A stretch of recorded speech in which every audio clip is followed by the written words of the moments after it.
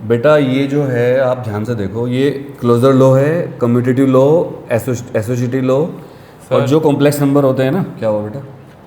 Sir मेरा अभी 12th हुआ है एंड ना अभी कोई कंपार्टमेंट के फॉर्म आए आपका हैं। सीबीएसई से कनेक्टेड कोई डाउट है क्या? हाँ हाँ एक हाँ। सेकंड रुक जाओ।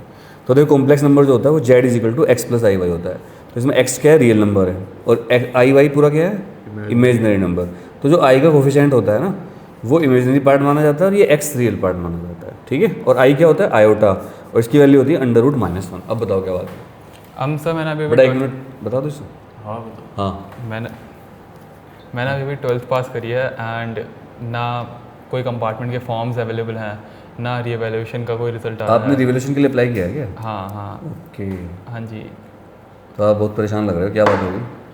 ना कोई कंपार्टमेंट के फॉर्म्स आ रहे हैं, ना रीएवैल्यूएशन के कोई रिजल्ट आए हैं, एंड जहाँ ग्रेस मार्क्स इतना वो हो रहा था लाइक एकदम हाइप अप, वो भी नहीं हो रहा। देखो मैं बताता हूँ, एक मिनट शांत बैठो, शरारत मत करो। सारे बच्चे आप भी सुन लो क्योंकि ये रिकॉर्ड भी कर रहे हैं। जो रिवोल्यूशन का बेटा यहाँ ना, जो रिवोल्यूशन का प्रोसेस है, इसमें सेल देखो कौन सी डलेगी, चेक करो इसे, हाँ बैठो। जो रिवोल्यूशन के फॉर्म बच्चों ने भरे हैं उसका रिजल्ट अभी तक नहीं आया है, उसका रिजल्ट आएगा 20 तारीख के आसपास, ठीक है। क्योंकि सीबीएसई इस बार बहुत सावधानी से कॉपी चेक कर रही है। सीबीएसई ने कहा था कि हम मैनुअली चेक नहीं करेंगे कॉपी, हम कैसे करेंगे? ओएसएम करेंगे। हालांकि मुझे ऐसा लग रहा है सीबीएसई अंदर खाने कॉपी को मैनुअली भी चेक करेगी और ओएसएम से भी करेगी, ठीक है। इसके अलावा मैं आपको बता दूं एक बात, आप और ध्यान रखिएगा कि जो कंपार्टमेंट का पेपर है सीबीएसई का, कंपार्टमेंट का पेपर पोस्टपोन हो सकता है। आपका पेपर कंपार्टमेंट का पता है आपको? डेट पता है? आइडिया नहीं है। 16 जुलाई। अभी जो सीबीएसई ने डेट दी वो 16 जुलाई है, लेकिन कंपार्टमेंट का पेपर 16 जुलाई के बाद जा सकता है, ये आप ध्यान रखना। पोस्टपोन हो सकता है क्योंकि ना तो अब तक रिवोल्यूशन का रिजल्ट आया है और ना ही अभी तक कंपार्टमेंट की कोई सूचना आई है कि पेपर एग्जैक्ट कब होगा, क्योंकि कंपार्टमेंट का फॉर्म आएगा तभी तो रिजल्ट आएगा ना इसका, ये सोचो आप। तो अभी तक सीबीएसई का फंडा ही चल रहा है। देखो मैं समझा देता हूँ आपको। सबसे पहले रिवोल्यूशन का रिजल्ट आएगा, रीएवोल्यूशन का रिजल्ट आएगा, नंबर आ गया। इसमें बच्चे कुछ, किसी के नंबर बढ़ेंगे किसी घटेंगे भी नंबर, ये आप ध्यान रखना। रिवोल्यूशन में नंबर घट भी सकते हैं आपके। इसके बाद क्या होगा? कंपार्टमेंट के फॉर्म भी नहीं आए अब तक, कंपार्टमेंट के फॉर्म भी नहीं आए। इसके बाद जब कंपार्टमेंट के फॉर्म आ जाएंगे फिर उसमें भी सीबीएसई को टाइम देना पड़ेगा 1 हफ्ते का भरने के लिए, एलओसी वगैरह सब कुछ।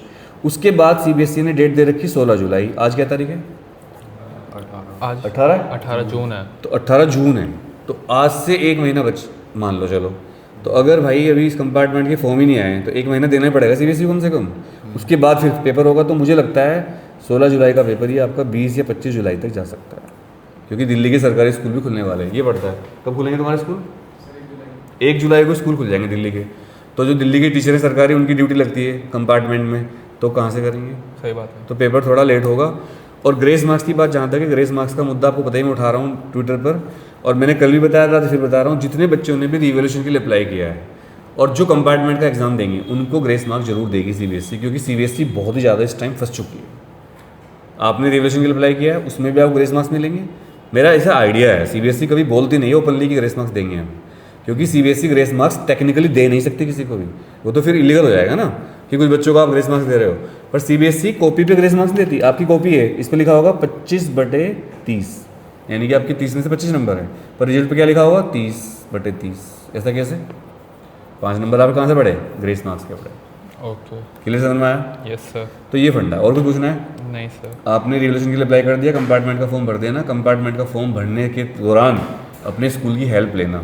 अगर जो प्राइवेट बच्चे हैं वो खुद भरना पड़ेगा और रेगुलर बच्चों का स्कूल भरवाएगा, और स्कूल आपसे फीस भी लेगा उसकी।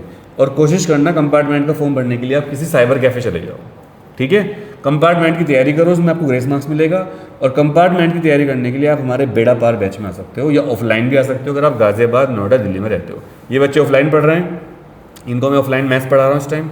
ये ऑफलाइन बेड़ा पार है, और ऑफलाइन बेड़ा पार की फ़ीस 12,000 रुपये है, लेकिन ऑनलाइन बेड़ा पार की फ़ीस केवल 3,000 रुपये है, जिसको आप देकर अभी भी ज्वाइन कर सकते हो। फिजिक्स, केमिस्ट्री और मैथ्स। 9818777622 पर आप व्हाट्सएप पर लिखिए बेड़ा पार। तो अपना ध्यान रखिए। एक बात और कहूँगा मैं, जब बच्चे लिखेंगे इस बार कॉपी में तो डार्क पेन यूज़ करेंगे। तुम्हारा कौन सा पेन यूज़ कर रहे हो आप दिखाना? ये तो पेन तोड़ दिया आपने, ये क्या करा? टूट गया। ये क्या बदतमीजी है? इसका पार्ट कहाँ है भाई? उड़ गया। तोड़ दिया पेन? ये उड़ गया। उड़ गया मतलब कैसे? क्लिक हो अभी ऑनलाइन तो रहने दो क्यों हरकतें कर रहा है? ये पेन दिखाना कौन सा है? ये पेन भी ठीक है बट थोड़ा मोटा पेन लो, क्योंकि इस बार जब कॉपी स्कैन हुई थी ना उनमें काफ़ी ज़्यादा दिक्कत हुई थी टीचरों को स्कैन कॉपी देखने में। तो मोटा पेन लो, डार्क 0.7 mm का, और फ्री फ्लो मतलब जेल पेन मतलब बॉल पेन लो हमेशा, क्योंकि जेल पेन की इंक थोड़ी फैल जाती है कई बार। और डायग्राम पेंसिल से, और पेपर को वेस्ट मत करो। इस बार बच्चों ने क्या कि यहाँ से क्वेश्चन शुरू किया, फालतू में लिखे जा रहे हैं कुछ कुछ। भाई OSM में आपको पॉइंट टू पॉइंट लिखना पड़ेगा, और क्या लिखना है इसके लिए आप बेड़ा पार बैच में आइए या अपने आसपास कोई ट्यूशन लगाइए, पर मेहनत करिए जब आगे। Thank you very much.